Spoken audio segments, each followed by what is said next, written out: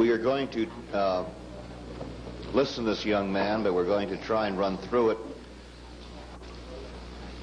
as rapidly as possible, but also to be as thorough as possible, because we do have a city commission meeting starting in about an hour, and we have not yet started with this young man. And his name is Casey Kelly. Mr. Kelly, would you please be sworn in? Mr. Kelly, raise your right hand. Do you swear to tell the truth, the whole truth, and nothing but the truth, so help you God?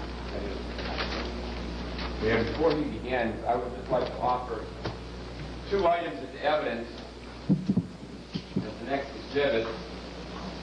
One is a book all about radiation, which was discussed this morning, a copy of which the Commission looked at, by a nuclear physicist and a medical doctor, which has been purchased within the last 24 hours from the Fort Harrison and Scientology building here in Clearwater.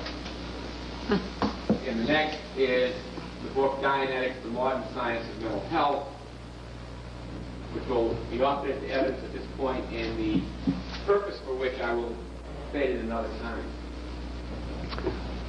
Okay, thank you. Mr. Kelly, I'd like to ask you the 5 standard questions that I'm asking every witness before they testify. And number 1 is, are you appearing here today and testifying under oath voluntarily? Yes. Number 2, have you been paid by anyone for your testimony other than expenses for coming to Clearwater? No. Number 3, do you have a lawsuit against the Church of Scientology? Not at this time. Number 4, does the Church of Scientology have a lawsuit against you? Hope not. No, they don't. I hope not, too. 5, has anyone suggested to you that you should state anything but the truth, or has anyone suggested that you change your testimony for any reason? No. Thank you. Mr. Kelly, you have an outline. I'd like you to follow it and then get into it in your own words as you would, sir. All right.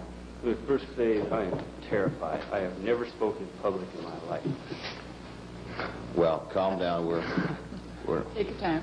take your time. Let me thumb through a little bit. We can ask you questions if you'd prefer. Let me Try to get started. let me go in on some of the background information here. I joined the Sea Org in March of 1977 when I was going to Portland State University in Portland, Oregon. I was 18 at the time. I got to the Flag Land Base. Excuse me, can you speak a little louder? I don't think they can hear you. I hear the puzzled look on their face. Okay. I got to the Flag Land Base the day after Christmas, 1977, and left here in October of 1980. I'm currently enlisted in the United States Navy. I had several jobs when I was here in Clearwater. My main one was a job title called Technical Arrivals Data in Charge, which is kind of a lofty title, which meant I'll go into it later. I have no knowledge of any criminal activity in the Clearwater area, or any other area, actually. Into some of the things that I was doing as a job. When I was the technical arrivals data person... Excuse me, did you say you had no knowledge or new knowledge? No knowledge. No knowledge. No knowledge. None. Would you give that title again, please, Mr. Kelly? Technical arrivals data in charge. Thank you. One of the things they tend to do is pay you with a title. Like a bank. My job was, I kept an accounts record for every person that was on public lines at Flag, which is somewhere around 5,000 names. I would go to Treasury and go through every invoice that was written, and I had an accurate list of people who had made an advance payment to the Flag Land Base. And the reason I did that was we would find out who had paid fully for a service, and then our office would call them to get them to show up at Clearwater to do that service. Because, especially with Scientologists, there's a lot of people that can afford to pay for these services, but don't have the time to show up. So what we would do was our office would call them to try to get them to show up earlier than they had anticipated, or just to get them to show up. I personally booked a lot of flights for these guys. Then after they'd showed up, then we could deliver the service and then sell them more. you can't sell them anymore if they haven't done what they've already paid for. We also use this list to sell books, because they used to pay a percentage of the book sale to the staff member that sold the book. So, and there were some people making a vast amount of money selling books. Comparatively, I can go into that later. I was familiar with the ways that they got their money into the Clearwater organization, though I wasn't directly involved with it because I was in disagreement with the way they made some of their money, with high-pressure sales techniques that they used. I never, and I still don't, I never could tolerate that, the way they, boy, you've done this service and got to do the next one, you know, and people having to sell things and mortgage things, seemingly against their will, or with reservations is the word I was looking for. With reservations, not really wanting to, but knowing that because Scientology is such a good thing, that that's the thing that they should do next. Anyway, one of the ways that the Clearwater Church makes money is they have 3 tours out, and almost all the time, they call it regging, making money. There's 3 tours out, mostly all the time. There's one on the East Coast, one on the West Coast, and one in Europe. And they'll go from one city, be there for a week, week and a half, 2 weeks, and then go to the next one. And they make a lot of money that way, especially in Europe. They make a lot of money in Europe. Seeing how I'm talking about money, we'll go down to that. The highest single week gross income that we made when I was here was $2.3 million. And that's tax-free. Tax-free. Well, we know all about you know about tax-free. the tax-free, right? Yeah. I think that's one of the reasons I'm possibly here. That was a good week. I would guess that the average weekly gross income while I was there, or at least while I was on this TAD post, was anywhere between $400,000 and $500,000.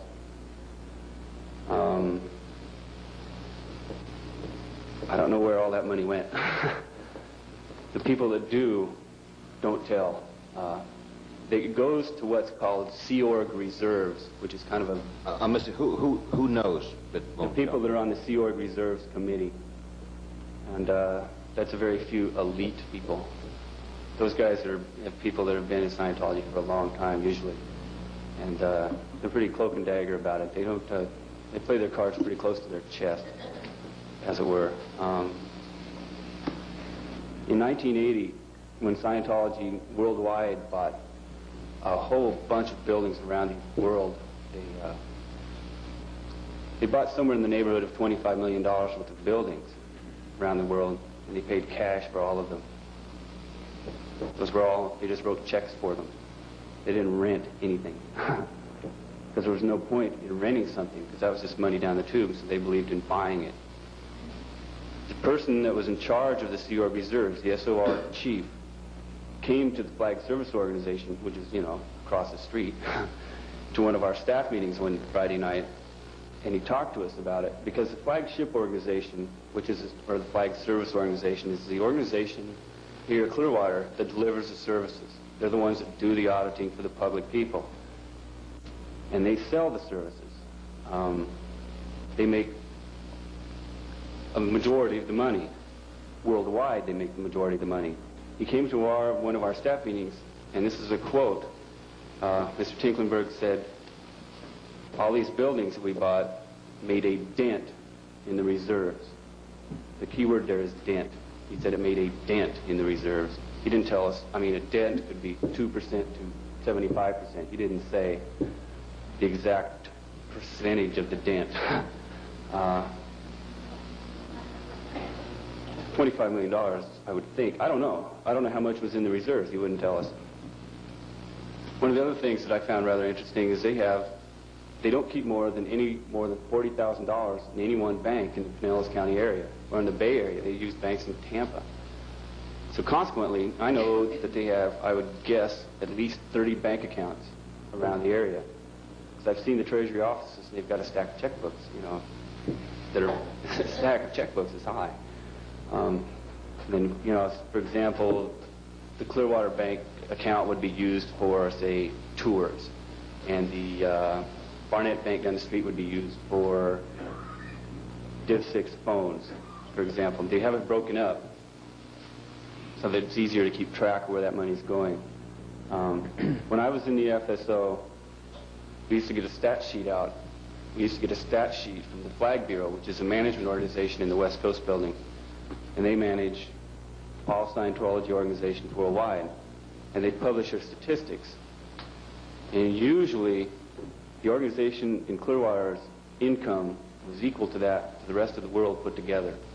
All Scientology organizations put together would usually fall short of this place. And that is a lot of money. That's a lot of other Scientology organizations also. I don't know how many there are, but there's a bunch of them, including the big ones in Los Angeles. And our gross income here, quite often, was more. Hop down here to some of my knowledge about Guardian's office. In early '78, I chuckle about this now.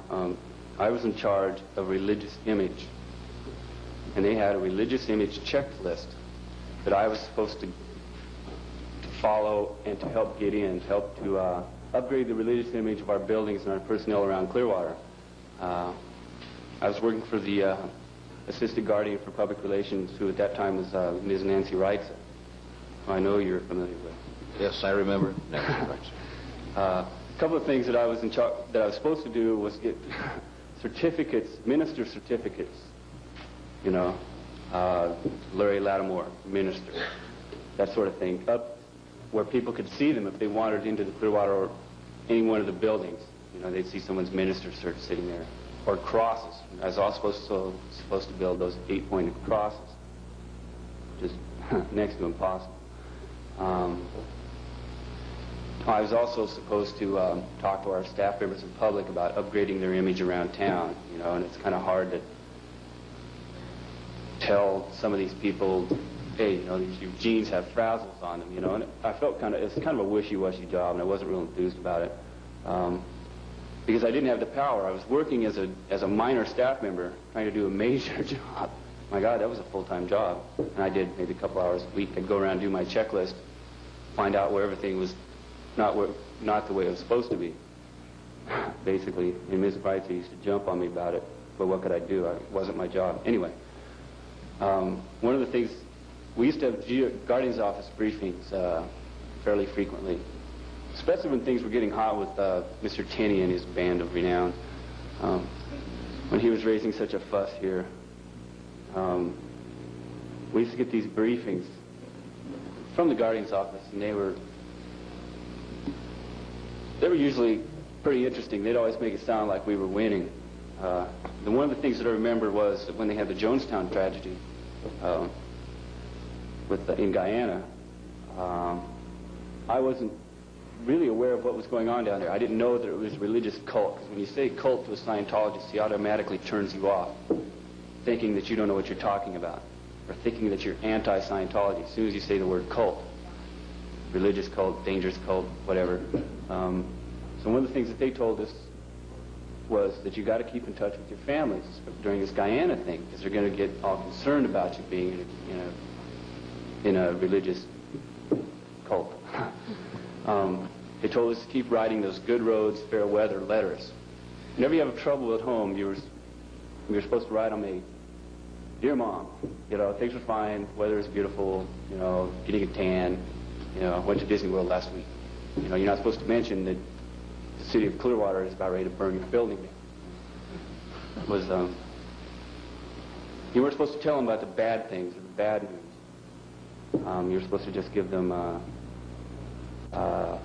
good roads, fair weather, just wishy-washy, ho-hum letters, which most people can see right through. Since I've gotten out, my family has told me that when they get these letters, they knew that wasn't me. It seemed a little fakey to them. Anyway, there's a little thing on my outline about marriage and legal discretions thereof. I don't know if you want me to go into that or not. Is it pertinent? If the attorney, Mr. Flynn, thinks it's pertinent, we can go into it. All right. Okay, I don't know about this. Okay, gang. I was married on March 6th, 79. My wife and I had obtained a marriage license and done a blood test here in Clearwater. We were married by a friend of mine in my office who is a minister. We were both ministers at the time, too, but that isn't pertinent. We were married by a Scientology minister. A couple months later, we had second thoughts about the marriage. No, it's not apropos here. The minister said, Reverend Hal, he said, well, you don't have to worry about a divorce because I never sent your marriage certificate in. He said, I wanted to save you some trouble in case it popped up. I said, hey, no sweat, great. You know. Does your wife know she's no longer married? Yes. No, that's better. Yes. That's why it's significant, Mayor, but there still may be a legal issue, and there may be a situation where neither party is exactly certain of the illegal rights at this point, as to whether they are married or divorced. The city may have been allowing a minister of the church to issue a marriage license that's not recorded, and both parties may now feel that they are married or divorced, and the matter is in limbo. Well, I hope not, because she's remarried. How do you know that? I hope she's not a bigamist. I'm going to. Anyway, let's get back to reality. Okay. You are no longer married as far as you know. Anyway, And you're the neither reason your wife. that we felt that was significant was that I don't think I was the only person to do that. You mean get married by the Scientology? Oh, there's tons of those. I mean, because people see there's that no premarital sex law that they have, which is some of us had a little trouble adjusting to that, and but we just still follow it. So consequently, there's a lot of rapid marriages, short courtships, and which I could, you wouldn't believe me. No, you wouldn't believe me if I told you, but and consequently, there's a lot of short marriages over there, but they're married by Scientologists, and their divorces are usually uncontested, at least among staff members. Anyway, let's wander off here to living conditions.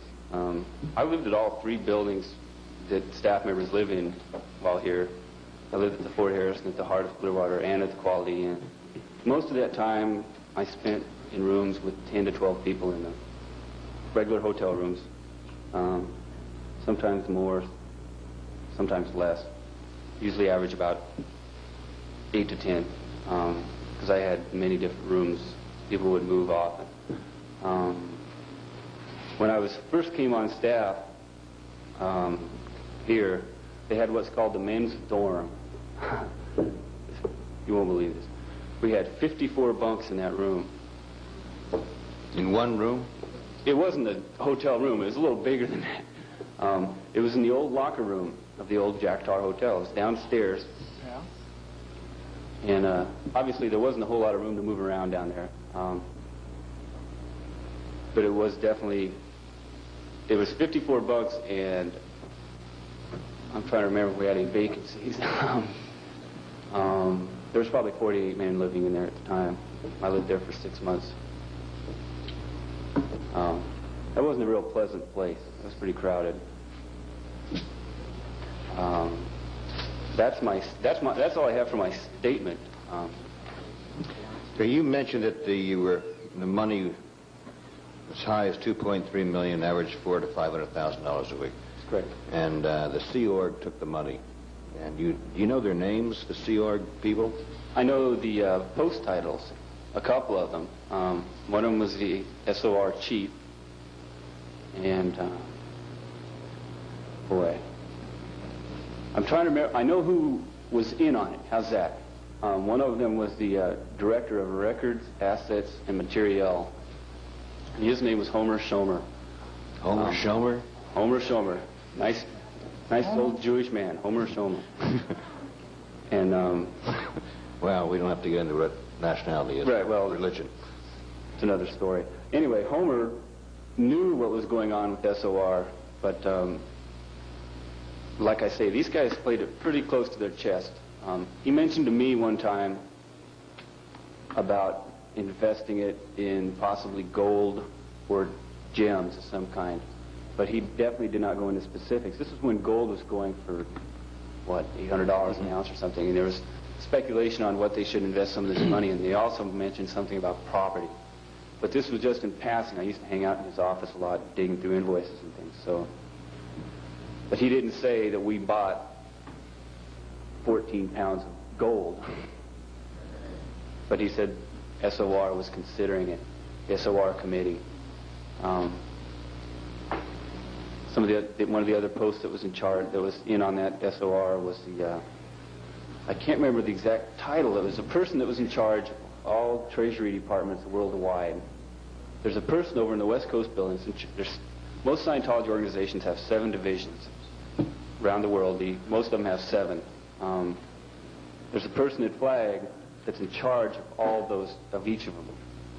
Like this person, Treasury, there's a person that's in charge of Treasury Division, Division 3. And she was in on it. She was in charge of all finances worldwide. Do you think all that money went back to Los Angeles that was collected in Clearwater? Or was it spread to do good work in the city of Clearwater? I don't know exactly You don't know where the money went, you just know you collected. Right. So I know where some of it didn't go. Do you want to tell me where it didn't go? One of the places it didn't go was for meals for the crew, food. And it's not like we were fed, but it was often low quality, especially for the amount of money we were making. Like, heavens, we were making. Say we had a bad week, we made $400,000. The expenses aren't going to come near that. Well, did you also get fed beans and rice? On one occasion, for a week, we did, which was an interesting story. Was that a bad week? We had a really crummy week that week. Ms. DeBerna had mentioned something about that. What had happened was we had a person that was a treasury secretary for the flagship organization who was a little off his rocker. And what he was doing, basically, was making up money. He was reporting money that hadn't actually been turned in. And so the organization thought it had this amount of money to spend, when in fact it was down here, right? And this guy was, he was the big cheese. Boy, he was the new kid on the block. He was the boy wonder because he was making all this money. No one actually saw it, but here he was making all this money. And our gross income was over the $500,000 mark, which at that time was the highest ever. It was just phenomenal. And most of us from this one guy in his department, and it was just great. Boy, we were all enthused about it. And then we found out this guy was, he was like, he didn't have all stuff in one bag, and they put him in the RPF. Yeah. He belongs in the RPF. Right. The guy was nuts because he was reporting money that he didn't have. And is that Homer Schmomer? No. No, let's not make Homer jokes. What happened was we got a telex from Ron, from LRH, that said, "You thought you could make $500,000, so do it." And that is a quote. You have by the end of next week to do it. You'd better get your honest GI up to $500,000, or you're going on beans and rice. And our honest GI at the time was around 350. What is an honest GI? That's what we were really making before David, what's-his-face, was falsely reporting statistics. Yeah. So, well, we didn't make it.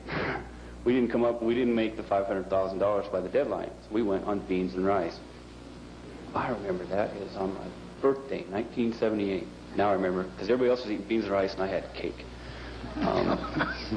That's right. It was October 13th, 78. To take in $400,000 or $500,000 a month and have beans and rice? That's a week. A week? a week, rather. Didn't that get you thinking? You know, they could at least afford to give me a hamburger or a steak or a lobster or something for that. I wasn't real pleased with it, but it was, and I really felt it was unfair to punish the whole staff because one guy was a little off. You know, I never have believed in punishing everybody for one person's messing up. But I was pretty well indoctrinated then, and that was when I was new on staff, and I wasn't.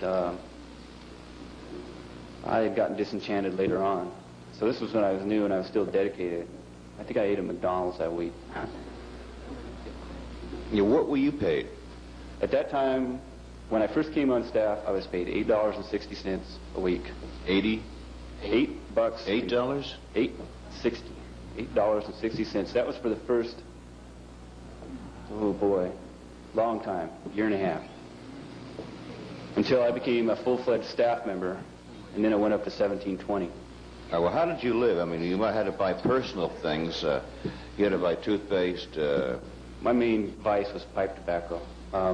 You just spread your money very thin. That's all you buy is your personal things. You don't go out. You don't Go to a restaurant. Couldn't even go to McDonald's very often, right? No, you couldn't go to McDonald's at all during that time. Even when you're making a whole $17.20, it's kind of rough to go. You know, say you go into the galley or into the you need lunch. If you didn't like it, you know, you had whatever it was, and you weren't enthused about that meal. You didn't go to McDonald's too often. You know, which is that's one of the main reasons I got out. Was here I was working 70 to 80 hours a week, and I'm making $20. You know, this does not jive. You know, it just didn't add up. Good thinking. Hmm? Good thinking. Okay. Yeah. It took a while. It took Don't me get 3 them years nervous, to figure ladies that and out. gentlemen. Okay. So that gave you your first clue at 80 hours a week for $20, and you got disillusioned then. Right. Most of the people that I see walking down the street look about your age. Are they existing on family money or? Very few. There's a few people that have family money, and those are the people you see driving down the street. Driving. I'm sorry. I tend to make things sound funny when I'm tense. I'm sorry, but I don't want to make this sound any more serious than it is, because it's very serious. The people who have, most of the people, the staff members that do drive cars, have family money. David Ziff drives a Jaguar. He has lots of family money. Well, yes. when you're living in 55 men to a room, an old locker room, didn't you question that could be cause disease or spread of disease or an epidemic or kept it social problems? Or we kept one it bathroom and spotless. We kept that thing spotless. We really did. We did keep it clean. We kept it very clean, as a matter of fact. So there wasn't too much threat of that. There's one question I'd like to ask you. I don't know if you can answer me. You may be the wrong witness to ask this, but no one's asked it yet. Why Clearwater? And why did you come in under the United Churches of Florida? Why not what you really were? Because I doubt if you would have sold us the building. Well, I didn't have anything to do with it. Well, I wasn't here either. Yeah. I doubt if they would. That was the reason that I heard, was that it's just speculation on my part, or from things that I've heard from people that were here at that time that said they couldn't have bought the building, or they would have raised the price of the building, of the Fort Harrison. They would have found out who it was. But they just decided Clearwater was a nice little town they could take over? It had a big, cheap hotel. Was another. A big, cheap hotel. It was another part of the. That's my wording, obviously. Because the Fort Harrison was, to my knowledge, was rather run down when they bought it in '75. It was a buy at the price. I don't remember what it was. It was $2 million or something. I think 2.5. Right. Well, I was in there, of course, not recently, but when it was the old hotel, and I remember the rooms as being very small, old salesman-type hotels with little tiny beds, if you remember, that type of room. And I don't know how you can fit 2 people in that room would be a crowd. Now, anyone could fit 8 or 10 in those little tiny, old-timey salesman-type hotel rooms.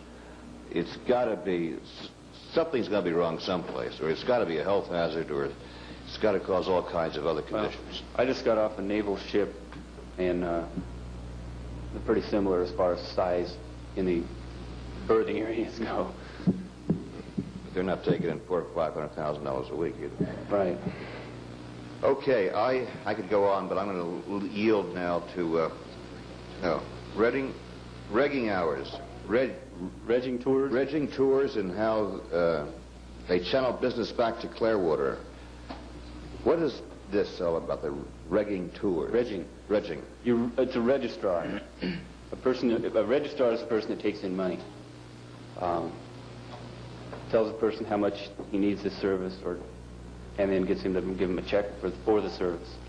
Like I said, they've got 3 regging tours that are out around the world, just regging up money for the Clearwater operation. How do you get to be a reggie? A registrar? That looks like the best job. I mean, do you need a degree in Those finance? guys make good money. They make good bonuses. Are they paid commission? Yes. Not on the... Are they? They're paid commissions on books. So this $400,000 to $500,000 to $1 million or 2.3, did anybody get a cut on that? Or a bonus. Or a bonus, like a commission? Oh, certainly. That week, everybody got a bonus. Everybody got I think it was $150. Everybody got a decent bonus on that week. Even you? Even me. Everyone did. I know one person that sold $1.1 million worth of books to one guy. To one man? In Europe. And he got, I believe it was 5%, which is 50 grand commission. Was it a library? Or? Yes, it was a whole bunch of books. He was starting this gentleman in, I think it was Lucerne, Switzerland, was starting a chain of missions there. And he bought, in a lump sum, he had old European family money.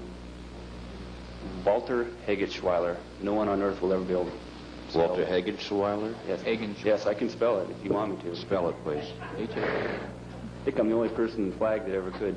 Hegetschweiler.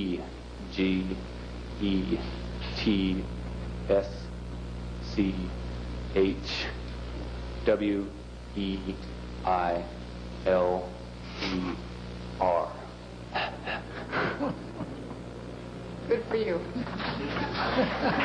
Okay, all right, I know we're getting down to the end, ladies and gentlemen, but let's just be nice and act like good gentlemen and gentle ladies. No.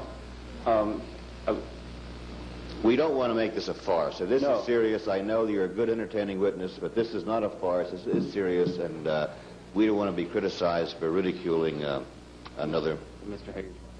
man or woman's organization. One thing I was told to mention was that was the bonus. Some people were paid bonuses in paper, say. Like script? No, their account would be credited. So they could take another course. Right. And so, No. and on this particular occasion, I believe that was made in cash, or a check was written. The gentleman that sold the course, those books to Mr. Hegetschweiler, bought his auditing at that time. And a staff member doesn't normally have to buy auditing. He never has to. But rather than wait around to get his Ned Frote's auditing, he just paid for it. Which was,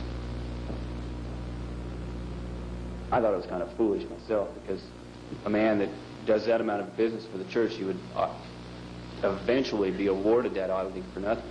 But he turned right around and spent $40,000 of it for his auditing. Okay. Mr. Burfield, do you have any questions you'd like to ask? Just a couple. Mr. Kelly, do you mind if I call you Casey? No, fine. I'm still not sure why or how did you happen to get involved in Scientology? I was going to Portland State University in Portland, Oregon. Did you take any of their auditing courses or anything like I've that? never paid for one. Since after I became on staff, did a bunch of it. In taking those, have you reviewed any of those books since you've taken the course? No, I haven't. I haven't been too enthused about hearing anything about Scientology since I got out. in October of last year. You're no longer Before last. associated with it. Why did you leave Scientology? I left. The original reason I left Clearwater was to go on vacation. And when I got on vacation, my brother had contacted some people about Scientology and done his research on what was actually going on. And he just kind of verbally, he asked me what I was doing in a rather point-blank way. And I went, well, why are you working these hours for this amount of money, and where does this money go? And I went, geez, I don't know. And I started thinking about it on my own, and that's how I got out. I just never returned from my vacation. The job that you were in, was that more of a financial management type of job? The job is actually located in the executive division. I spent a lot of time in Treasury. I saw every invoice that came in, all of them. John DeVolt, I don't want to name celebrity names, but I saw everybody's invoice. Did everyone add them onto my list? Did everyone pay cash for their services, or Check, mostly check. was there any promissory notes or anything like that? No, you couldn't do that. Couldn't do that. No, you had to have the money on hand. So you had no collection problem as far as getting money. The only time we'd have collection problems would be, say, a person bought some auditing. He did the auditing, but it was the middle of an auditing action, and he needed more, or else there could be dire consequences for the individual. Say there was a possibility he might get ill, whatever. Then he would go in debt to the organization and get either review auditing or whatever it was that was needed. And that sometimes got pretty expensive. That's the only time a public person would owe the organization. Do you know how they collected that money? Certainly do. I used to work in the office when it was done. They would call them or write them letters, or basically a lot the same way that they get regular money in, except it seemed to be a little nastier. How so? Well, in that you owe us money. Did you get that from even your visa? I mean, there was no force or coercion to collect this money. None that I ever saw. They sometimes got none that I ever saw. Did you ever see any kind of a working budget? In other words, when you took in $400,000 a week, it cost $150,000 or $200,000 to run the hotel? A working budget. Every week, the financial planning for that week would be posted. What would that be? That would be like how much money was spent for phone calls. Well, each division, how much money they had allocated to them. For example, our office had spent $2,500 a week on phone bills. That's how much we were allocated. We spent more than that. But did you see this for the whole operation? Oh, yes. But I can't remember too much for specifics. I'm sorry, because it was just numbers on a piece of paper, and if it didn't concern my office, I really wasn't paying that much attention. So, in other words, on the poor week when they got the $400,000, you don't know whether the operating budget was $120,000 or... No. I know that on a poor week, it was tougher to get something out of it was like getting blood from a turnip to get money out of the financial planning committee. I know that. For example, I used my boss's typewriter. It was his own personal electric typewriter, and I tried to get the organization to rent one for me so I could give him back his. And no amount of requests would give me a typewriter, you know. It seemed to me to be a bit off, you know, because our office was doing an outstanding job, and yet we still couldn't get a typewriter. You know, it's hard to get money from the organization. Question, when you mentioned these living conditions similar to the military, did you ever have any kind of an inspection or what happened in situations like that? Well, it's like Lori said, you would know when they were coming, and there'd be a giant press to clean that place up a lot.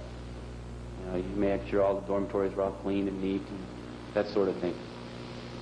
But do you know if they moved beds or anything in there?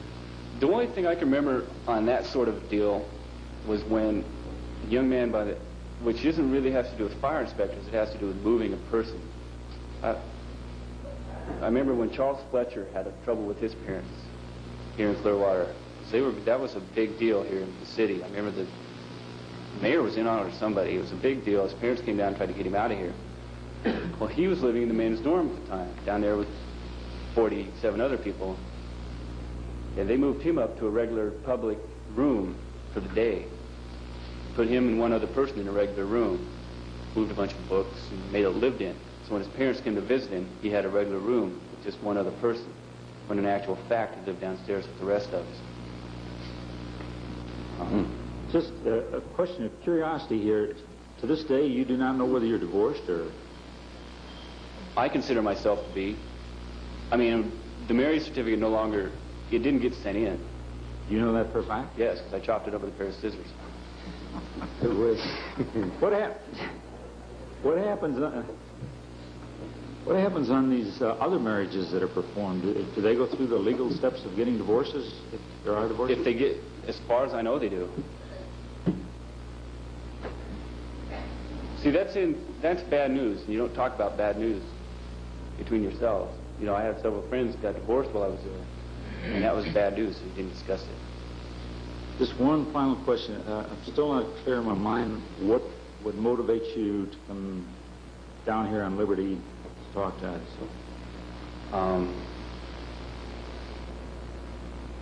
Chance to get back Back at Scientology, because I feel like I got the short end of the stick on those 3 years.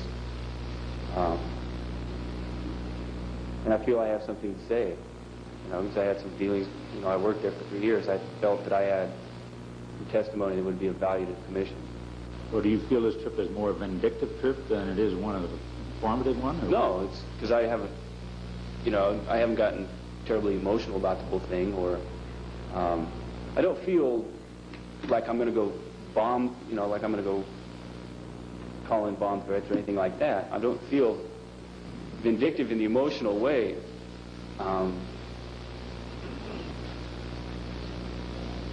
But Scientology is something that I feel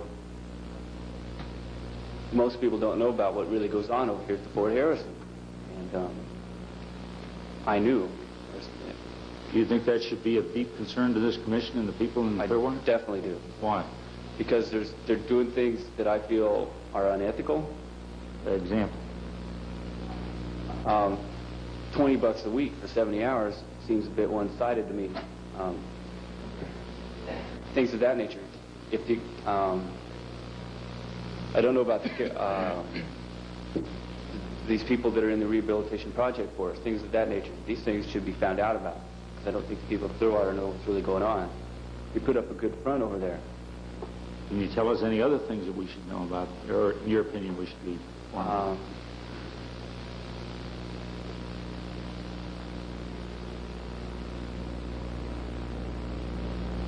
You think that health is a factor over there?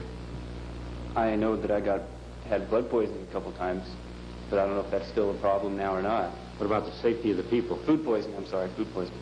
Pardon? Safety of the people. I don't think they're in any great physical danger.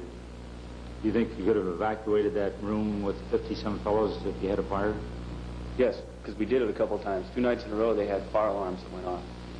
Do you think in your own mind that there's been any, in the distribution of literature here in Clearwater, any defrauding of their misrepresentation to the people of Clearwater?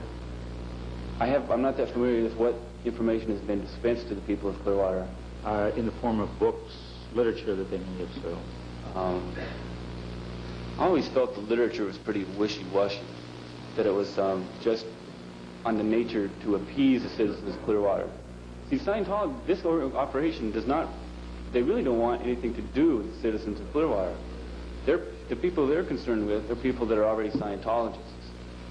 That's who they're interested in. If this was a regular Scientology organization, they'd be trying to get the people of Clearwater into that building. As it is, they just soon, Clearwater left them alone. That was always the feeling we had when I was there. Is that, but if you must come in, you know, we'll be cordial and show you the chapel and that sort of thing. But their main interest lies in public, in people that are already Scientologists. Do you think that the health codes over there really have been violated?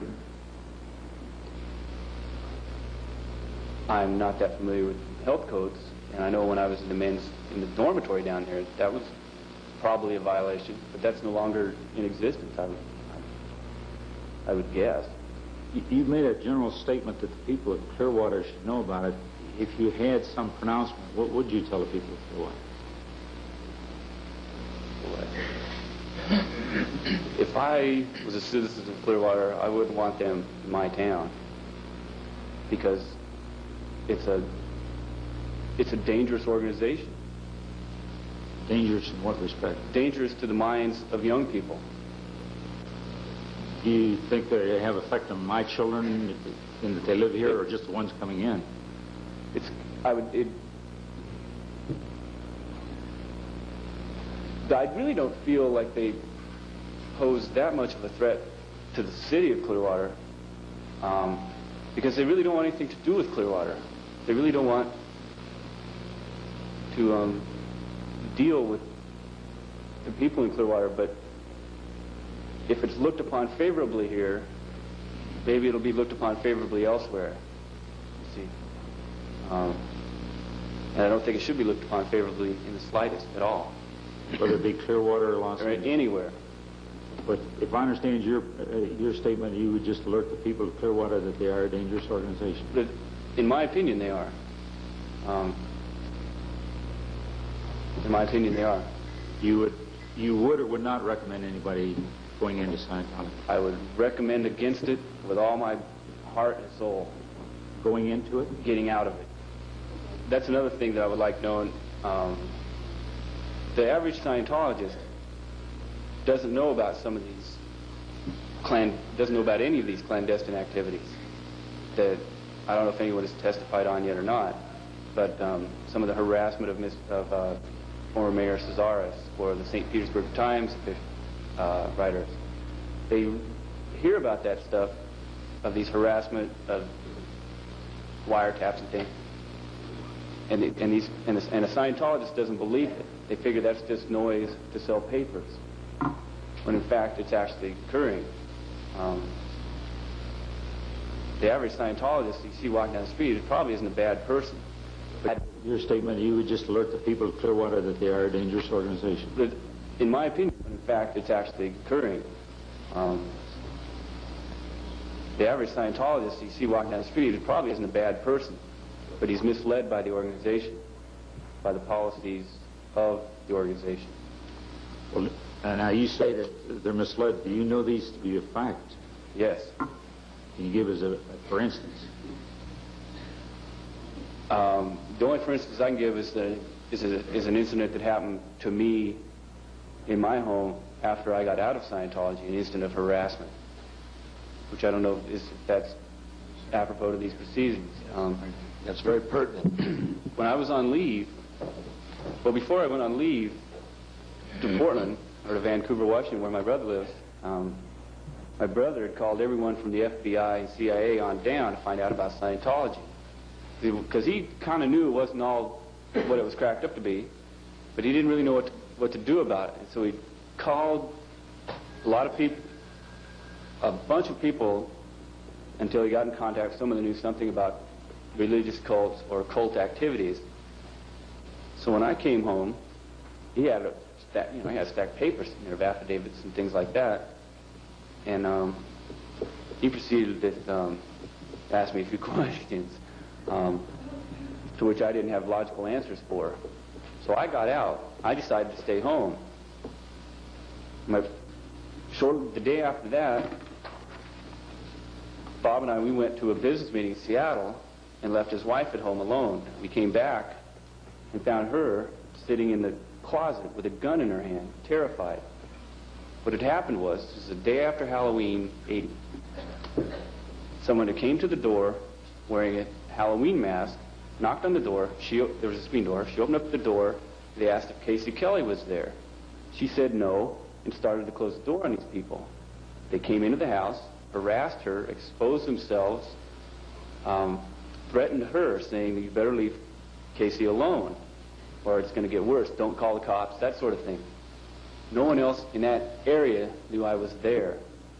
I had no friends, because I hadn't been there for 3 years. I had no friends in that area that would do something, off the wall like that.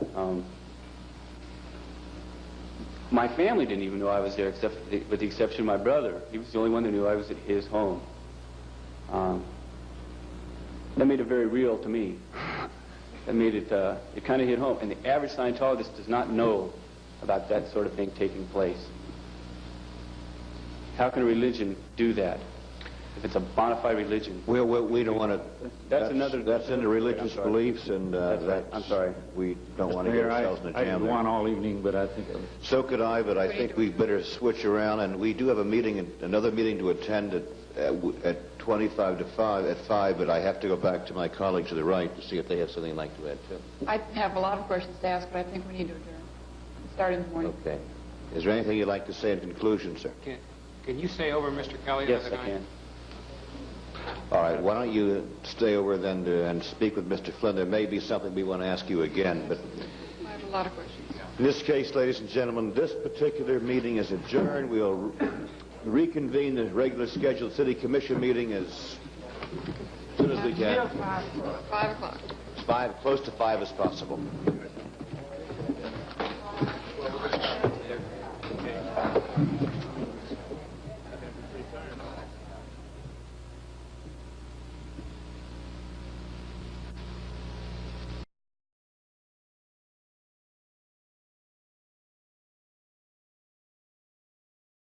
Can you walk me through a typical day in Church of Scientology? From your point of view. Right. In my experience in Clearwater, boy, it's hard to remember. I would get up at 7:30 or 8. I'm trying to remember now. Have breakfast, be on post by 9:15. Work until lunch. Had an hour for lunch. Then work from 12:45 in the afternoon till 5:45 in the afternoon. An hour for dinner. And then from 6:45 until 10:30 at night. Every day. You got a day off every other week if your statistics were up.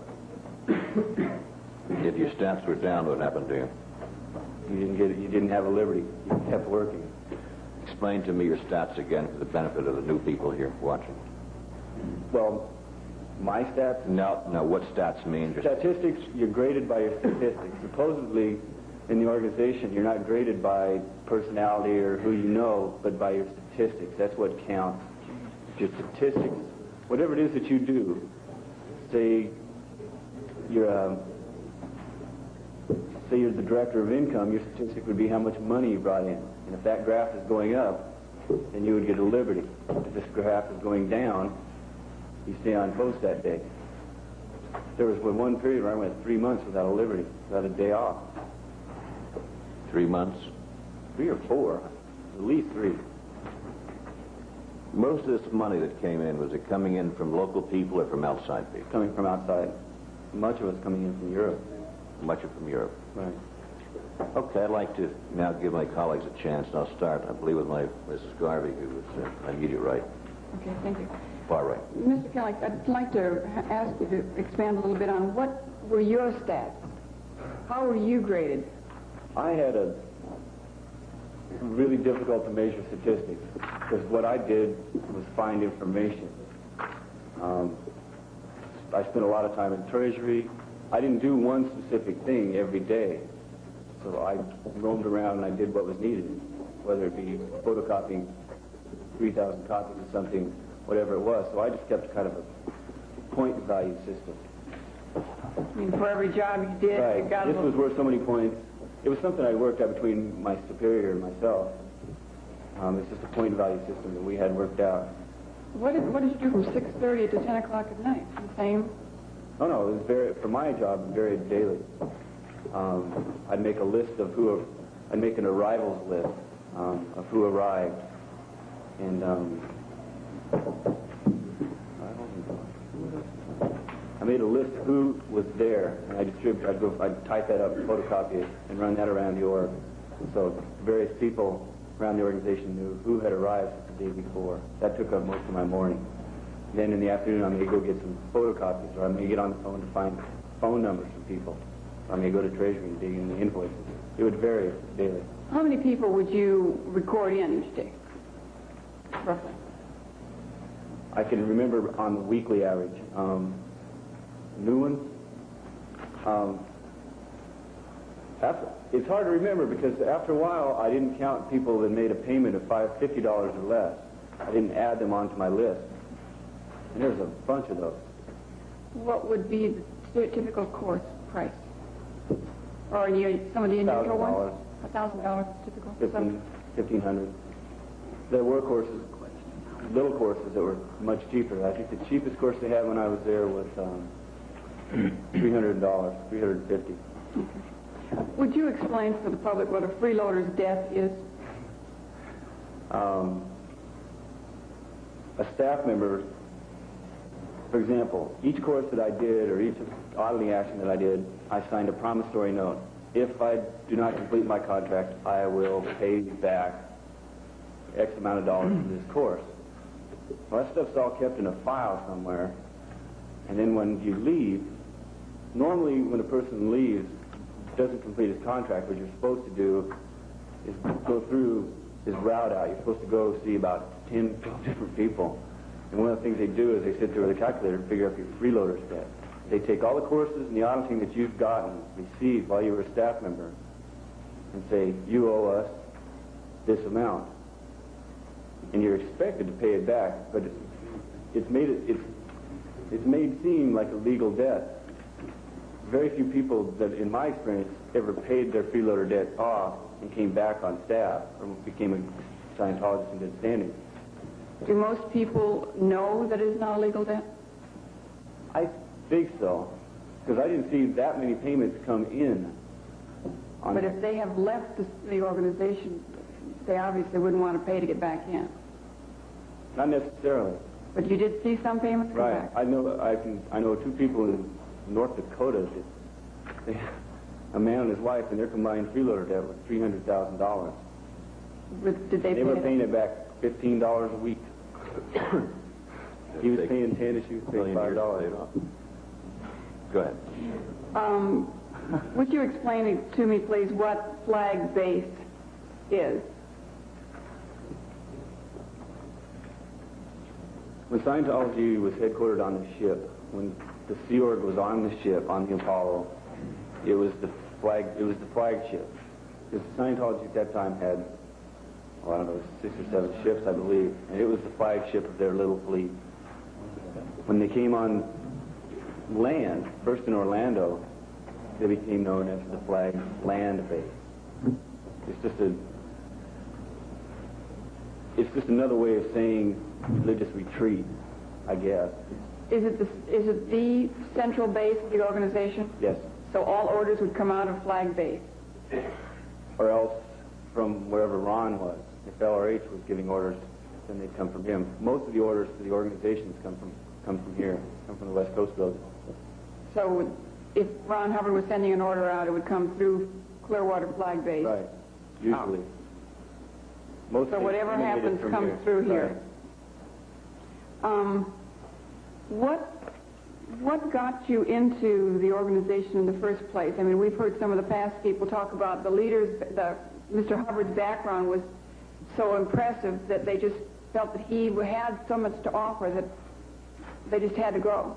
What got you into? That was a minor part of it for me. I never really did buy this L. Ron Hubbard is perfect stuff.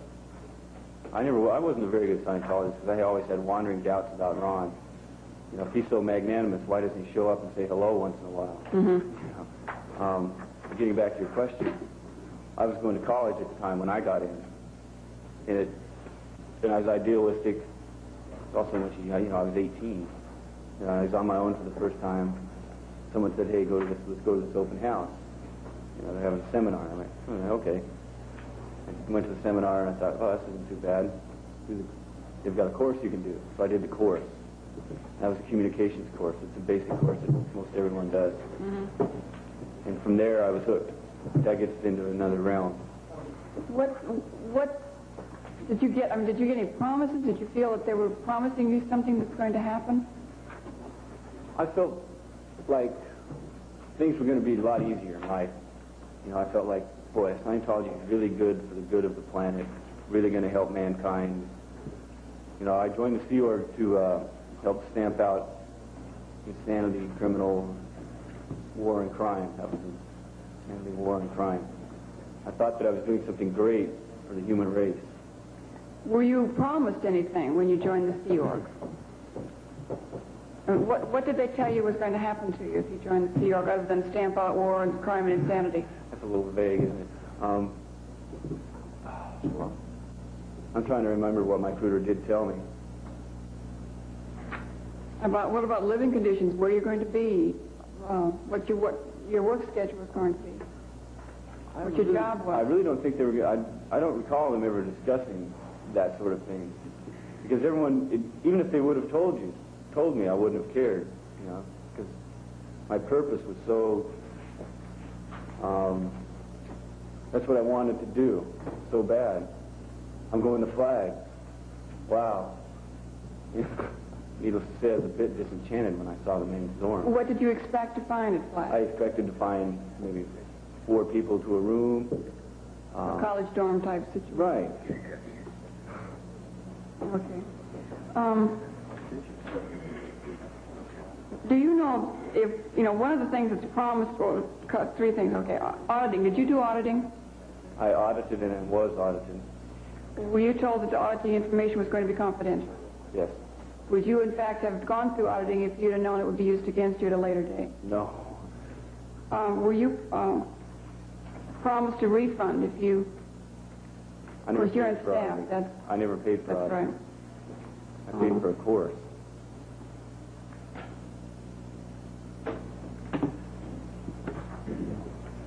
I haven't got my own. Okay. Was there any... Are you aware, rather, of any illnesses or mistreatment of children or lack of treatment for children? Were you ever in that part of the building? My wife was. Before the whoever's in charge of that in the city, the Board of Health or whoever deals with that. You don't know who was in charge of that when your wife was there? No, I'm trying to remember who in the city was in charge of that. The Board of Health or whoever that is that looks into the nursery situation. Before they looked at it, into it, I know there was a condition of overcrowding in the nurseries.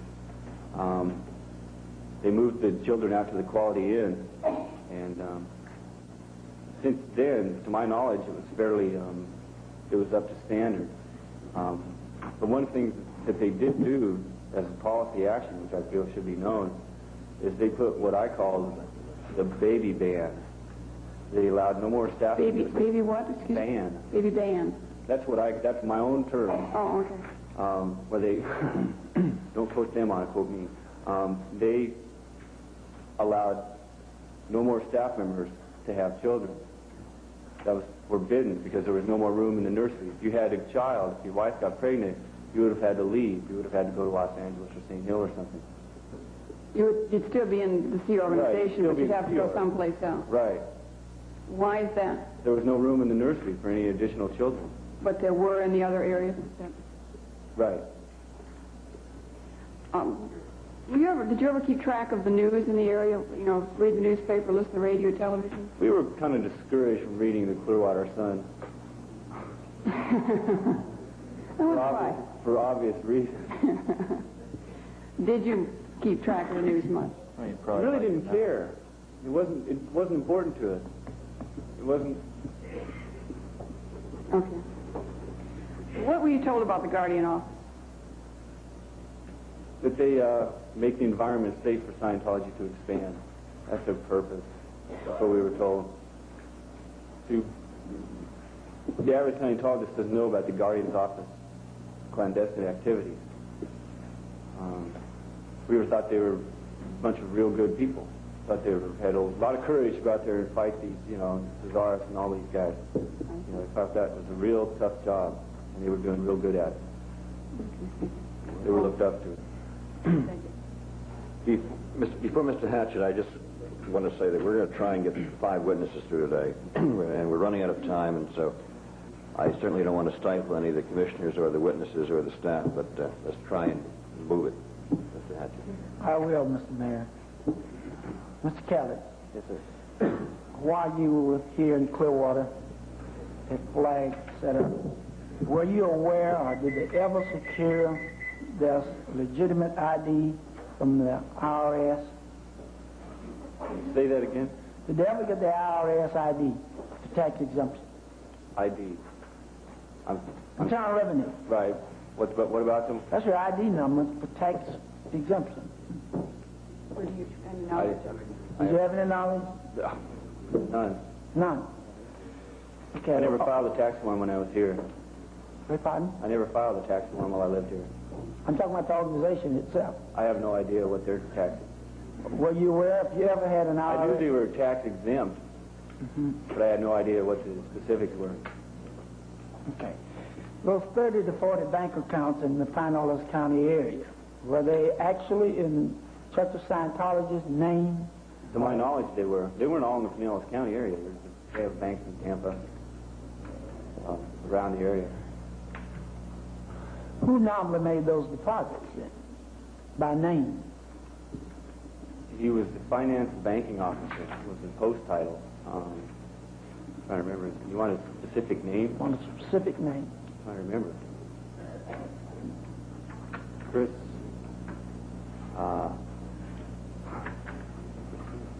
Chris Smith.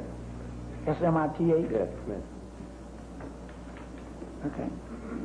Thank you. Those are the only questions I have. Mr. Shoemaker, do you have anything you'd like to ask? Yes, sir. Mr. Kelly, by the way, I know you were nervous yesterday, and I know you're nervous this morning, but you're doing very fine, really. I know that it's kind of a trauma to be going through this, and certainly everybody here really appreciates you coming in and talking to us. I wanted to, if you wouldn't mind, if you could go into a little bit more detail about the regging, in terms of what the person did specifically and what the result of these particular tours were, when they came back and so forth. The results were that they made a lot of money. Yes, sir, but who actually did this regging and what did they do? What they would do is they would, say you're on the eastern United States tour, they'd have an advance man, say your next stop was Boston. If the advance man would go to Boston, book the hall, this is for an information thing? Right. From if your reservation for a place to hold an event, with 1,000 people there, he would get a place in the local org for the registrars to work. Get them a phone. The local orgs provide assistance. So the regging relates to registrar. Right. Which is the person that takes the money and does the recruiting for the people for the course. Well, right. There's a difference between recruiting and regging. Recruiting normally refers to getting staff members. I see. Regging normally means getting money. Okay. There were recruiting tours out, too. But the regging was related to the public people, or that is the people that would come in to pay for the course. Right. The registrars would go out. They would get on the phones. They'd have contacts. They'd have people to call. They'd get people to the event. Then the day of the event, someone from Flag would fly out. Usually it was a Class 12 auditor, someone of that nature, usually a technical person. And they would give a briefing on what Ron is doing now and news at Flag and technical breakthroughs and that sort of thing. It was all done very excitingly. It's a big show. Hey, please excuse me, but we're not all knowledgeable of the words. I'm sorry. But the Class 12 auditor, is that somebody that would be very high? The highest grade you can get. That's the highest training you can get. Okay. The only place... A regular organization is a Class 4 organization, meaning they only train up to Class 4 auditors. And there's, I think, 3 organizations where it's a Class 9 organization. And Flag is a Class 12 organization. They're the only place that has a Class 12 auditor. And that relates directly to the level of training. Right. That's highly trained. It's highly, highly, highly trained. That's Clearwater. That's done here, right. That's the only place you can do it is here. Anyway, they'd send one of these people out, someone of that nature, and they would do the speaking. They would do the actual speaking at the event. Do their little show. What types of things would they talk about? Maybe they'd have a slide presentation, possibly. We used to have one of the Flag land base. It'd be these really professional photos of,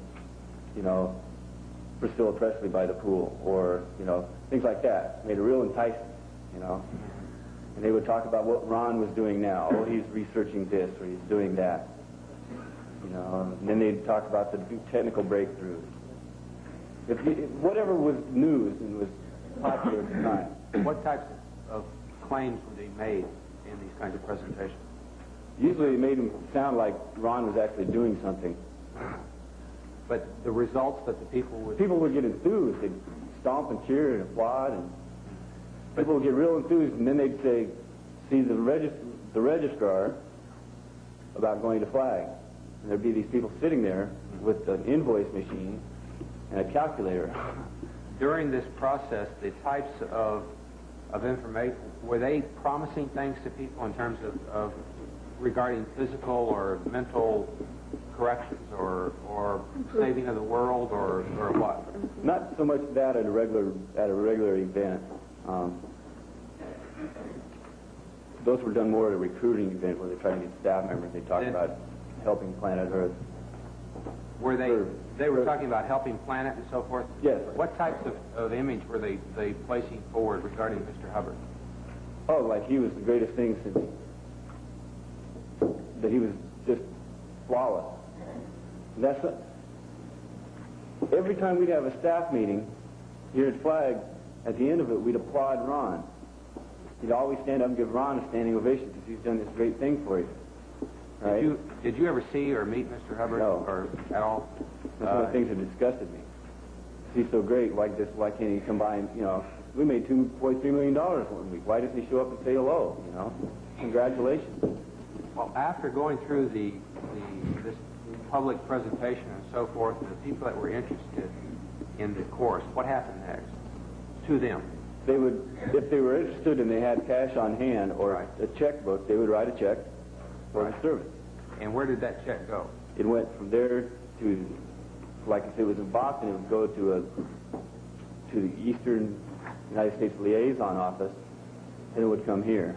Then it would come to Clearwater. Right. Then it would come across my desk. And you had said before that I believe that there were 3 of these types of tours that were done throughout the world. Right. That came directly back to Clearwater. Right. The Europe one, the money doesn't go directly back, and I don't know where that money goes. No one. That's a highly kept secret. Oh, it is. It's highly kept. But yet you did indicate there were a lot of Europeans that came to Clearwater. What we get is a little piece of typed paper. They're called central files information slips. And it's just a little strip of paper that tells what the payment was, what it was for, and the person's address. It says everything on it the invoice does, but the money didn't come here, and no one knows where. That's a highly kept secret where that person is. I don't know where that is. During your process, well, first of all, can you describe to us what a suppressive person is? Anyone that wants to harm Scientology or that has harmed Scientology, anybody that testifies is about as suppressive as you're going to get. So yourself would be considered big letters. You're a suppressive person. Big time. And that is why? Because you talked against Scientology? Because I've said something against it. Well, first because I blew. I left the organization uninvited in 1980. So there's already a piece of paper that says I'm declared a suppressive person, and I'm not to be spoken to. A regular Scientologist can't talk to a suppressive person. They cannot? Cannot.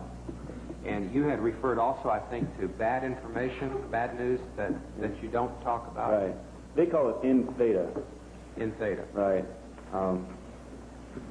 That gets into a rather... You just don't talk about the bad news, things bad that happen. For example, when that lady Scientologist committed suicide. Right.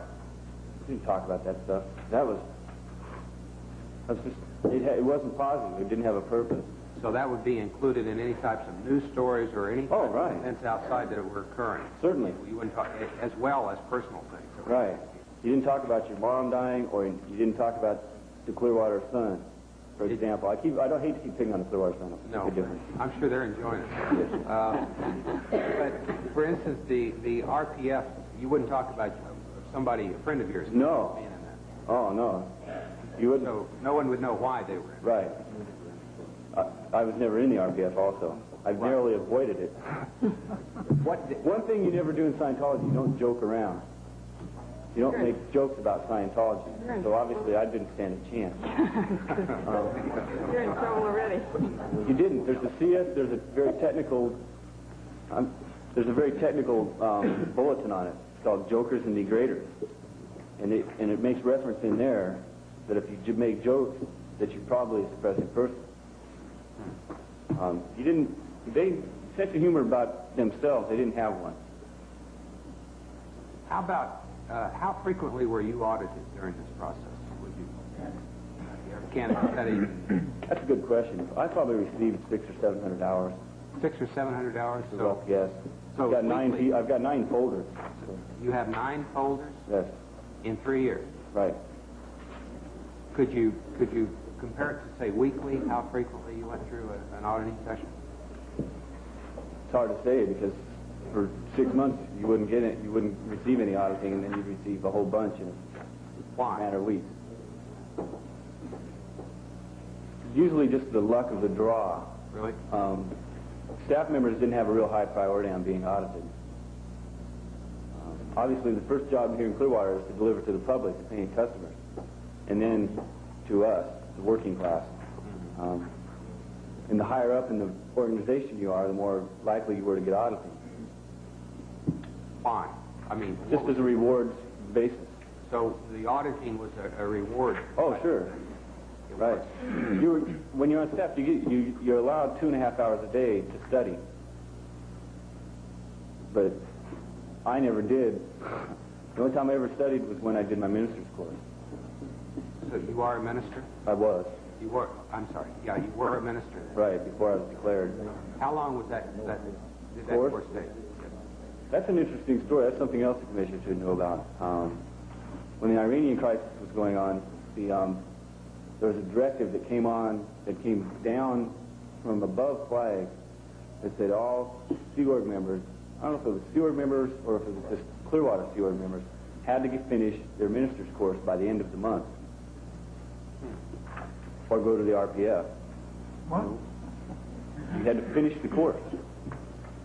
And the only reason I can find, the 2 events are rather coincidental. Because there was talk of the draft coming back. So the entire staff got through their minister's course and got ordained. And that course took you, normally, how long would it take? About 4 or 5 weeks. 4 or 5 weeks Right. to become an ordained minister.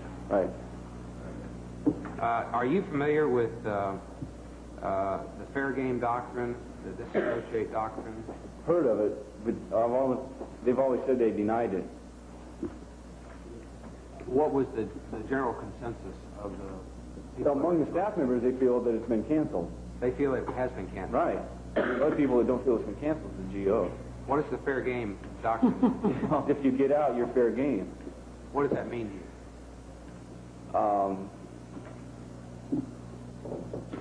Basically what it says is,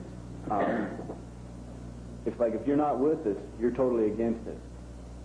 And what is allowed to occur to those people that are totally against? Or Depends on how against they are. If they're vehemently and loudly against Scientology and making noise about it, then the fair game policy states that you go get them, that you discredit them, et cetera, et cetera. what kinds of means can you use to do that, Mr. Keller? I don't know. I wasn't in the GO. I don't want to get into Right. the supposition stage because I don't know. If I might ask, and Just things that I've read or things that I'm familiar with. Right. You know, the normal phone calls and canceling flights. And so you're speaking basically, and I don't just on hearsay information, just on information that I have heard from yes, others. yes, sir, I understand. You haven't been involved in it, but Well, I have. oh, you have. He paid the money for it. No, No. the incident was my sister-in-law Well, that I yes. stated yesterday. That's So- about, I guess I was fair, well, my brother was fair game, actually. Yeah, that was obviously very serious. But any type of general harassment, would you say that this was, although the average Scientologist said this, did you believe that this occurred until the No. situation happened with your sister? No. You did not? No, the average Scientologist doesn't know that sort of thing goes on. He has no idea. He just thinks that that's something that the papers make up to sell papers.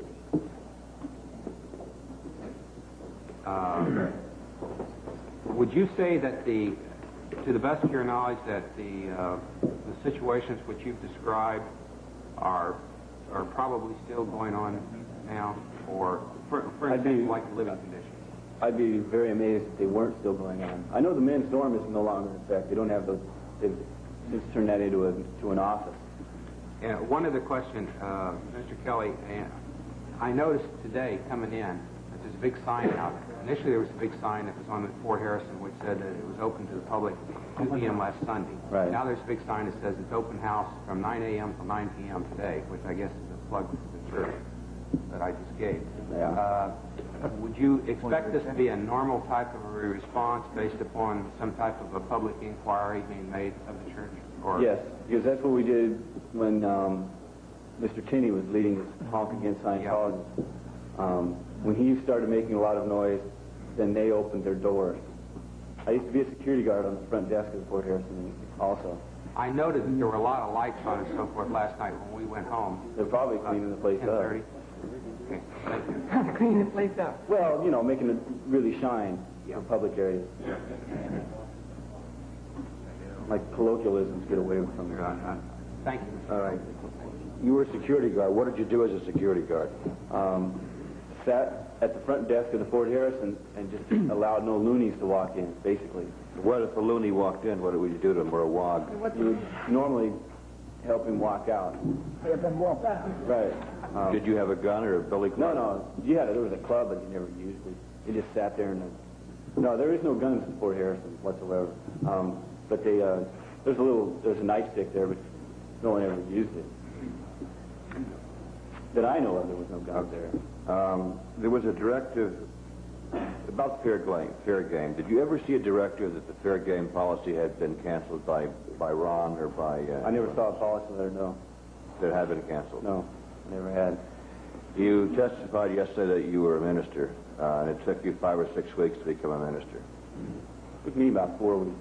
4 weeks, all right. And you were ordained? Yes. By whom? Someone that had done the course about 2 weeks before I had.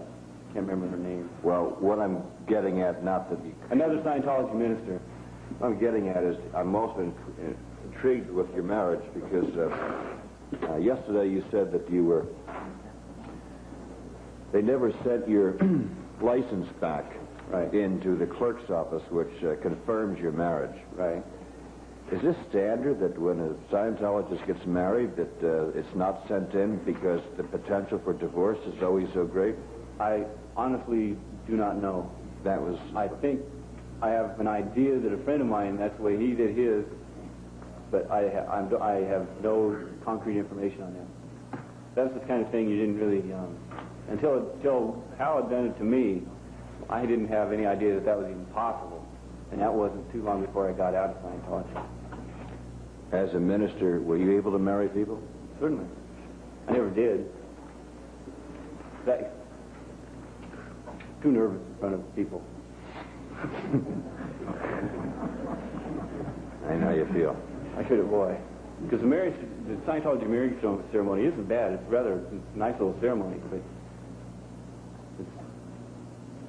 I wouldn't have been able to do one.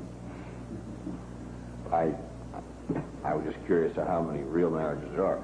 The Sea Org, what is it? How does it function? Who's in charge? When were you there? What did you find? The Sea Org is the overall, more or less, fraternal organization. Stands for Sea Organization. When Ron was on the ship, he found that sailors made better staff members.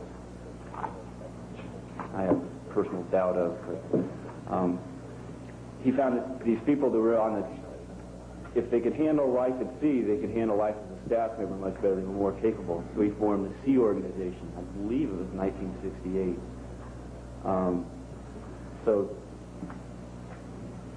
And he still had the regular organization, but the Sea Organization was just a fraternal organization. They have a billion-year contract. All Sea Org members signed a billion-year contract.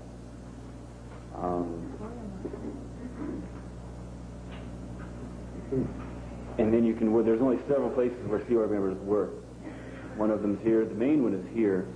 There's one in Los Angeles and New York, a couple places in Europe. And they're usually upper-level management personnel, or in this case, in the flag case, the flagship org, it's... Who was in charge? Ron's in charge. Did he have a lieutenant or a captain that's under him that runs the Sea Org? Yeah, not in terms of the Sea Org. Who gave you orders? Captain Bill. There's rank in the Sea Org also, I forgot to say. Captain Bill? Yes, there's rank. Start at Swamper, and you go to petty officer, you go to chief, you go to warrant officer, ensign, lieutenant, lieutenant JG, lieutenant, just like in the Navy. What were you? Swamper. Swamper? I never made it to petty officer 3rd class. I never went to study. One of the requirements for to be selected was you had to go to course. You had to study. I never did. The only time I ever did was when I was doing my minister's course. Amazing. How could a swamper or someone, and someone as young as you, be entrusted to handle so much money? I didn't handle it that much. I just looked at it. No, seriously, I didn't. All I did was handle invoices. I wrote some invoices, but I had the actual money itself, the checks and the cash. Very few people handled that. Very few. I handled the invoices. But there are people that were younger than I am in positions of much greater responsibility. Much greater. And much younger. 12, 13, 12 or 13 years old? Right. The Commodore's Messenger Organization. He's got a small army of... An army of 12 or 13-year-olds? Oh, or younger. 10 maybe. 10 might be the youngest. All right, tell me about the messengers. Are they messengers or are they army people? They're messengers. They're children that... Army of messengers? No. Well, I said a small army. Are they like pages? They're a lot. Sometimes they're like executives. A lot of them do executive. Most of the younger ones don't have positions of vast authority. But if one of them had told me what to do, I would have said yes, sir. To a 12-year-old, if he was a member. Right. What is a CMO? Commodore's Messenger Order. And that's what we're talking about now. They're the guys with the blue lanyards. The blue manuals? Lanyards. Lanyards. Oh, there. Walking Yes, I've seen them walking Right. around. If you want just a blue one, that's probably someone in the Commodore's Messenger Organization. Probably. That means the blue lanyard means Ron's personal staff. Ron's personal staff. Right. And they can handle. They're the ones that handle most of the money. No, I didn't say that. No, the ones that handle most of the money are the Treasury personnel. The Director of Income, Treasury Secretary. At the level I was at, where, like I said, that European money goes somewhere I have no idea where it is. Who knows who handles that money? Are there many members of Ron's personal staff in Clearwater? I would guess around 100. Why does Ron need 100 people in Clearwater? What is their main function? Keep an eye on the Clearwater operation. To keep an eye on you or me, or No, to keep an eye on the money? On the money and the technical delivery and the management organization. To keep an eye on everything.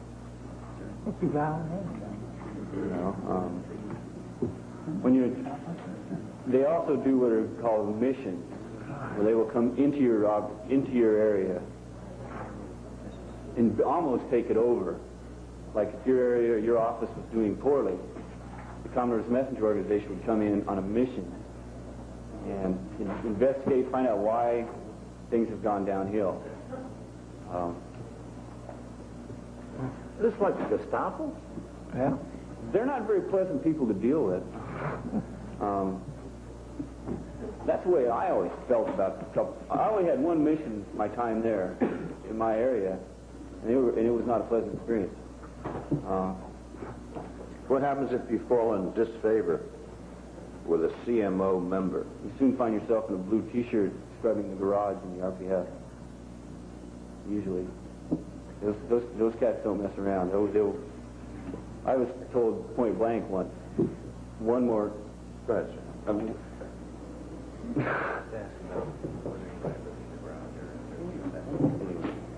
No, sir, I'm sorry. If you give me your experience with CMO, I'm sorry I don't know the conversation. They're just, one of the things was, when I had the CMO mission in my area, it was originally thought that I was the reason for the entire organization's downfall. The entire organization's statistics were on a downward slide, and they originally thought it was me because I had inaccurate information. So I was under a lot of heat from everybody, and this was also at a time of great emotional strife with my wife.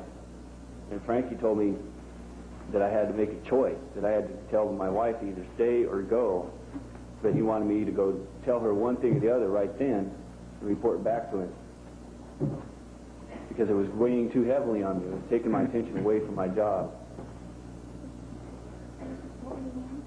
You mean the CMO? Mr. Friedman was his Friedman. Frank Friedman. Right. He even control your life, your personal life, like stay with your wife or not stay with your wife? He did that time. All for the good of the CMO? Right. Well, all for the good of the organization. The organization. Because it was pulling me away from my post. It was causing too much attention. Did anyone ever live in a garage? Yeah, the RPF did. The RPF? Right. Rehabilitation project for. Well, that's what we heard about. What were conditions like in the garage? We're a whole lot better than we were in the men's dorm. 3 high bunks, and there wasn't much need for air conditioning, but it was. I've only was in there a couple times, and it wasn't, bare walls, concrete walls, plywood on one side, plywood walls. Did you personally see this? Yes. And you lived there No. for a short time? Oh yeah. No, I never lived inside that. I was never in the RPF. So I You never said actually the left RPF there. lived in a garage. Right. Did you live in the garage? No. I was never in the RPF. You were never in the RPF. Right. Okay. I you never did- got in trouble. You did see first-hand knowledge that Those conditions did exist. no condition to do. You think they still do? And I'm almost positive. Not tomorrow. what do you think if I left this meeting on our break and went down to an open house at Scientology headquarters? Would I be treated warmly? You would be treated with complete terror on first walking in, and then once they got someone to talk to you, the security guard would have some kind of an attack, I'm sure. My God, the mayor's here. And then when you got someone that was more capable or qualified, or that was their job, they would show you around. They'd show you the chapel. They'd show you the classroom upstairs, the lobby. These real innocuous things. They won't show you some of the more grisly conditions. Say a crowded dormitory room, or heaven forbid the RPF auditing room, or the anything else. They'll just show you the real nice, clean. What is the RPF auditing room? Mrs. Garvey was thinking out loud. What really is the RPF auditing room? I'd like to know, too. Just a big room in the garage where they do their auditing.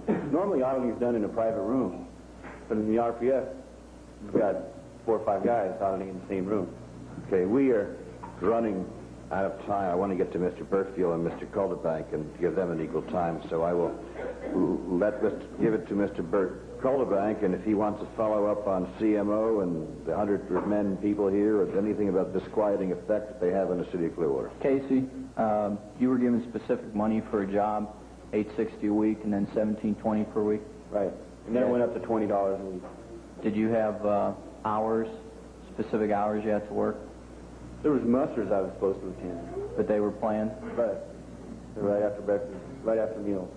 Did you ever did you ever see a W-2 form? Yeah, when I first came on staff. Did you sign it? As far as I know, I did.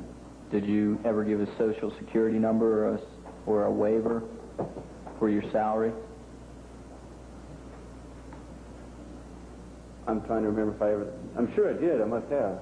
Because that's on the W-2 form, isn't it? Social No. Security number. Not. Did you fill it? I know I never filed a tax form. Did you file a waiver for that? I don't think so. Okay. When you did the paperwork, you said you saw almost all the invoices? I saw all the invoices. All of them? All of them. Did you ever see any invoices for, say, private interests? For a business? Yes. On occasion. I've been trying to remember for the last 2 days what they were, though. Mm-hmm.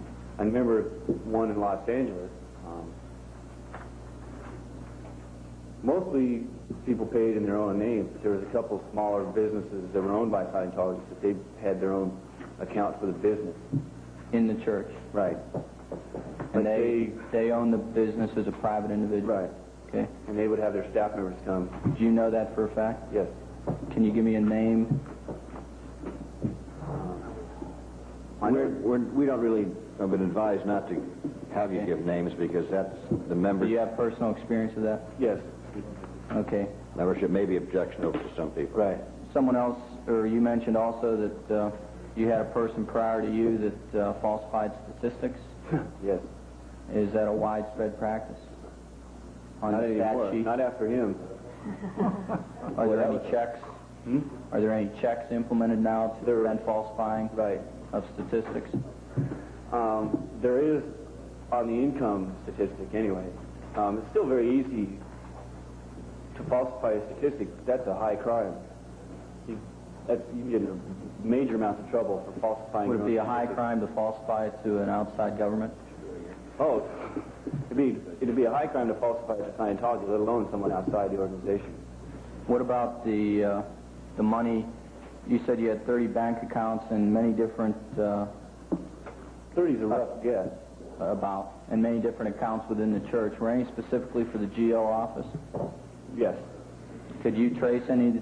You've heard of activities of the GO that could be considered criminal in nature? Right. Did you ever see any invoices specifically No. lining that out? No. The invoices I saw were all money coming in. Okay. I didn't see any money going out. Is there any way you could have been able to tell just by the records that you had whether or not the money was going for those type of activities? No. Are there other buildings outside of Clearwater that Scientology owns Well, there are other than organizations- Quality Inn? Well, they own buildings around the world, Are they used by private individuals? not to my knowledge. Okay. You talked about the money and investing. You used a specific word, invest. Do you remember that when you talked about Right. gold? Right. This was when the gold was going up? That was a very vague conversation, so that's why it was very vague yesterday. It was Okay. just mentioned in passing in an office that I was in, Do you remember the name of the person that mentioned it? Mr. Schomer. Mr. Schomer. And you talked about perhaps buying gold when it was on its way up. Right. Because he'd made some personal money on it. He made personal money on it. Yeah, out of his own personal funds, he bought some silver or something and had sold it later at a much higher price. Okay. Do you have any idea of whether or not the money that comes into the church is used in this type of investment? I have no idea if it is or not. I don't. But it was talked about? It was discussed. Okay. When you talked also about people as Mr. Hagen in Europe, you mentioned that... Hagenschweiler. Right. You talked about bonuses, percentages, you talked about commissions. Right.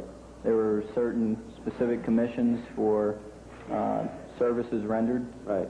and you always call them services, correct? Right. And there was specific money paid for specific services, Right. specific hours, Right. okay, and Sometimes money... specific auditors. Okay. Specific auditors, too? Sometimes. Fulfilling their task within the organization. Right. Did they receive commissions also? Registrars usually made, I can't remember what the percentage was. Those people made decent money. Were any of these people registered with the state that were taking commissions? Not to my knowledge. Okay. If these were potential problems, do you think anyone that would want to see the flow of money either coming in or going out of the church, do you think that would, in your own personal opinion, would that stop any person from his being able to participate in the activities of Scientology? Boy. Can you rephrase that? Let's say it again. It's hard to rephrase. Well, say it again so he understands what he's going to say. If those invoices were made public that you saw going across your desk every day, Right. and if the people that were giving the money in checks at the registrars, Right.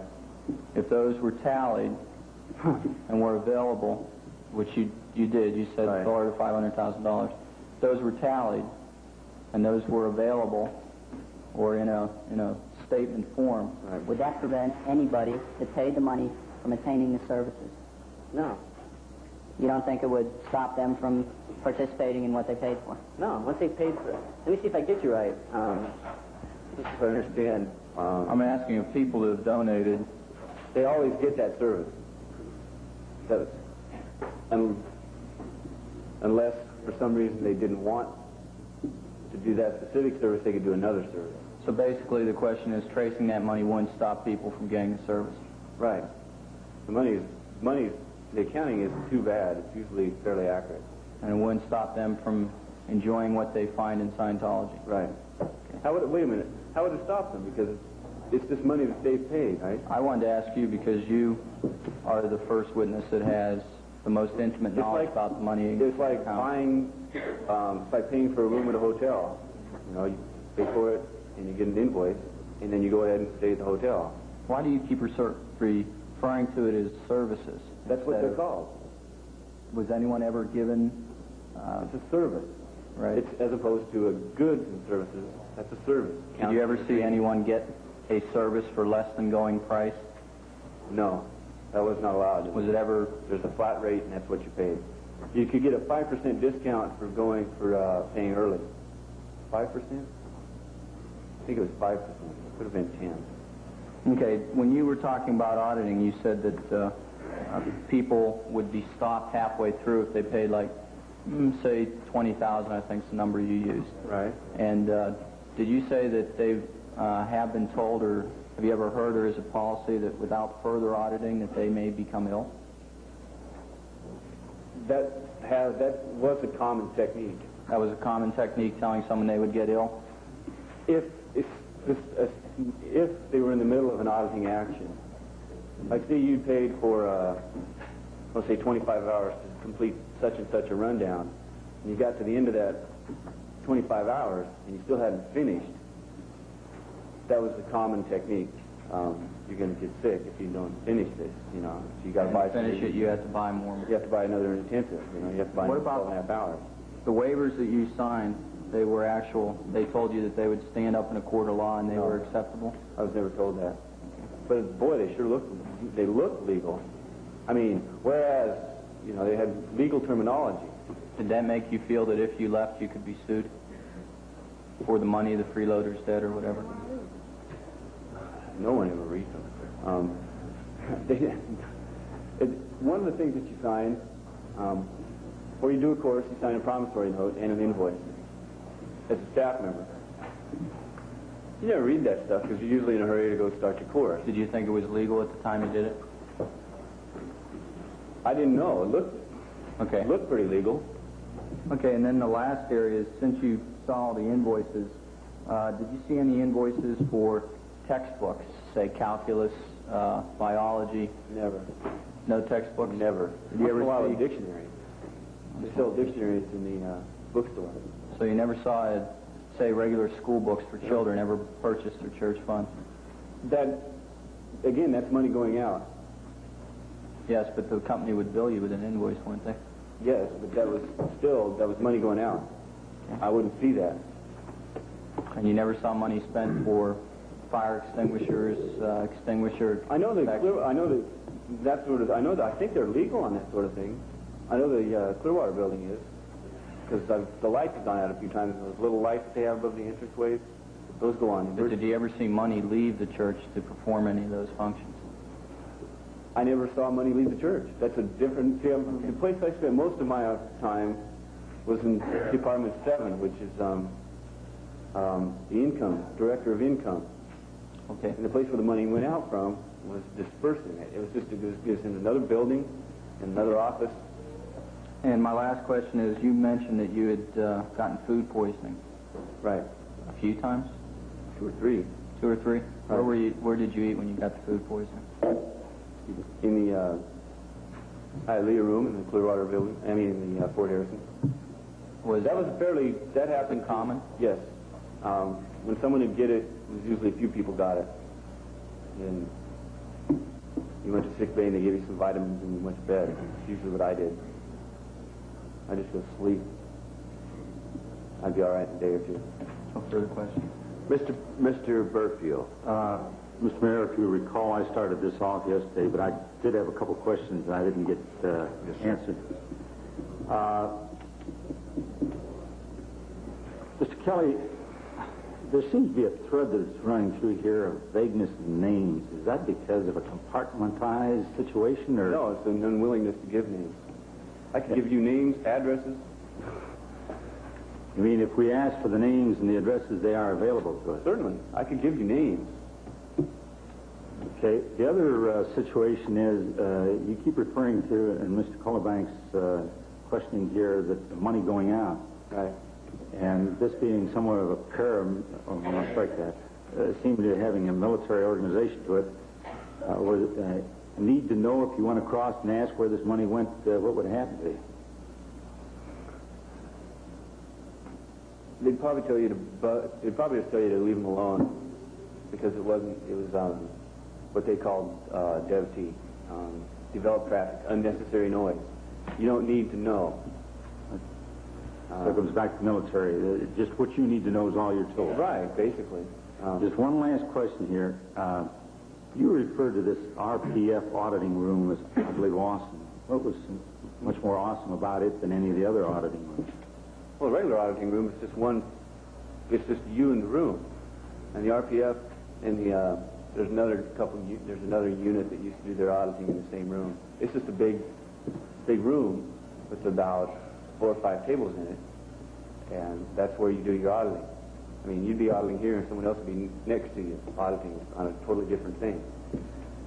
That gets into a strange circuit. They used to get into a strange phenomenon at times. Well, no, but about the RPF auditing room, you specifically said that there was something awesome about that particular. Awesome. Well, comparatively, because the regular auditing room, that's where you're doing your counseling. That's between you and your auditor. That doesn't need to be, I don't need to go into that. But that's a real quiet place, and it's real private. And the RPF auditing room is real noisy. You know, there was a lot of people in there. And it was also cluttered and that sort of thing.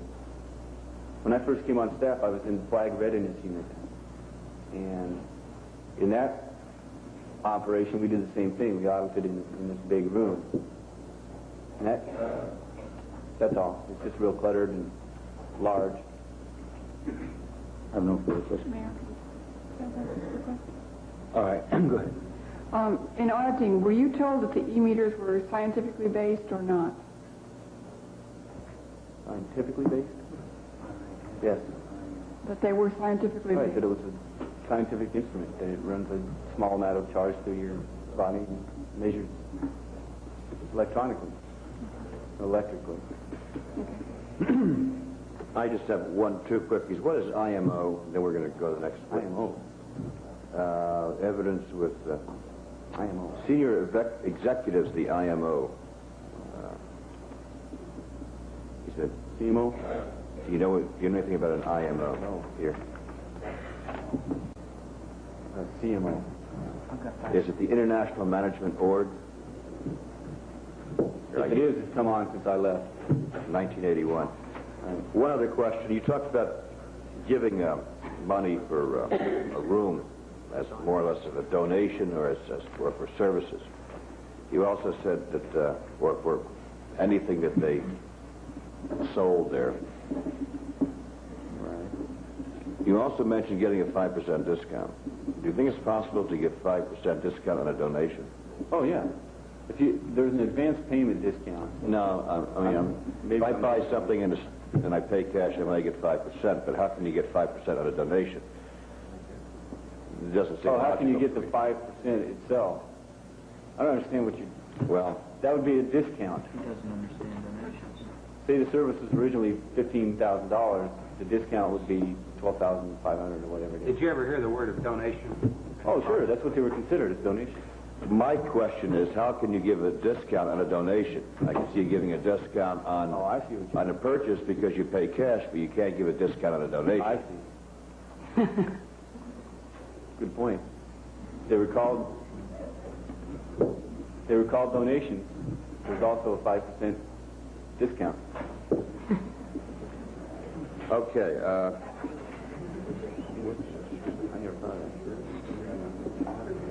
Was your brother's name in an auditing folder? You mentioned your brother was upset with your... He was more likely in my ethics folder. So that's how they tracked down your brother when you went on a vacation? He ran across a wiretap when he was calling around the country trying to find something about Scientology. There's no one else knew I was there but Scientology. Do you know anything about wiretaps? I know that they have been used with other people. With members or enemies? Enemies. Always enemies. Would But you that's not personal knowledge while I was in Clearwater. It's knowledge I've ascertained after I got out. All right. Then it's not firsthand that you actually saw it. Okay. We have to try and go through 5 witnesses today, ladies and gentlemen, and we have no more questions unless I have none. I have plenty I could ask you, but I think we better get moving. I want to thank you for coming. Do you want to say anything in conclusion? No, I don't. I think I've pretty much said everything I wanted to say. Thank you very much for coming. You did a good job. Good job.